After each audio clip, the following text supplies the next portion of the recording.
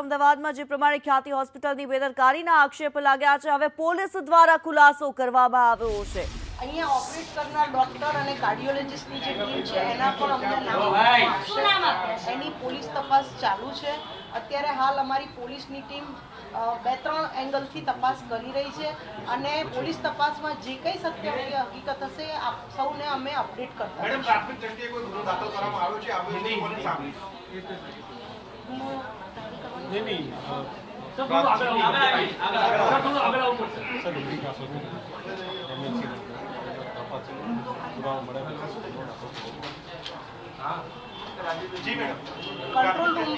Control રૂમમાંથી આવેલી વર્દીના આધારે એડી દાખલ કરવામાં આવેલી છે અને જો તપાસમાં એવું જણાશે તો અમે ગુનો પણ દાખલ કરવાના છીએ। જે તપાસ કરવામાં આવશે કયા કયા એંગલથી કરવામાં આવશે? એ ખાલી જે આ તોડફોડ સહિતના મુદ્દે તપાસ કરવામાં આવશે કે હોસ્પિટલની શરૂઆતથી લઈને અત્યાર સુધીની કામગીરી અંગે સમગ્ર તપાસ કરીને રિપોર્ટ કરશે? અમે સમગ્ર તપાસ કરીશું। હોસ્પિટલમાં એ લોકોને લાવવામાં આવ્યા ત્યારબાદ કેવી સારવાર, કઈ પ્રકારની સારવાર આપવામાં આવી છે, સારવાર બાદ કઈ રીતે એના મૃત્યુ થયા છે, એ બધી જ તપાસ અમે મેડિકલની નિષ્ણાત ટીમોને સાથે રાખીને પણ કરવાના છીએ। અત્યારે એડી હોય તો આ લોકોનું એલિગેશન એવું છે કે મેડિકલ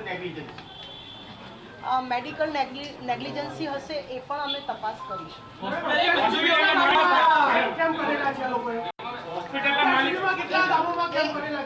એ બધી જ માહિતી અમે અમારી તપાસ દરમિયાન લેવાના છે।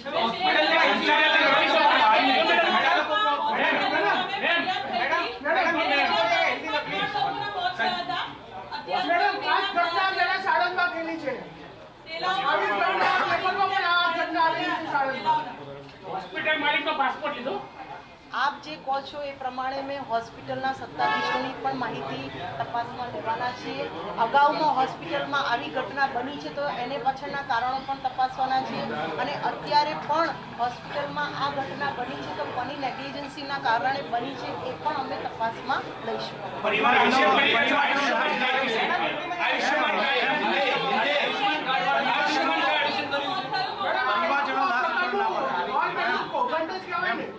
જો અમારી તપાસમાં જે કંઈ બહાર આવશે એ અમે તમને સતત અપડેટ કરતા રહીશું। અહીંયા આગળ હોસ્પિટલની મંજૂરી અંગેની પણ પરિવારજનો લાશ સ્વીકારવા ના પાડે છે તે બાબતે અત્યાર સુધી પરિવારજનો તરફથી અમારી પાસે જે કંઈ વિગતો આવી છે એમાં આ બાબત આવી નથી। છતાં પણ એવું હશે તો અમે પરિવારજનો પાસે પણ એમને પણ પૂછીશું અને એમની સાથે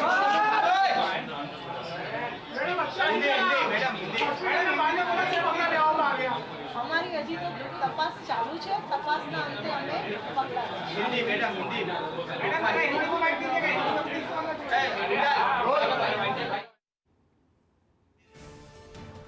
તો ખ્યાતિ હોસ્પિટલમાં જે 2 મોત થયા છે તે મામલે ડીસીપી નીતા દેસાઈ નિવેદન આપી રહ્યા હતા। જે પ્રમાણે ડીસીપી નીતા દેસાઈ દ્વારા કહેવામાં આવ્યું છે પોલીસ દ્વારા તપાસ ચાલી રહી છે, કાર્યવાહી કરવામાં આવશે।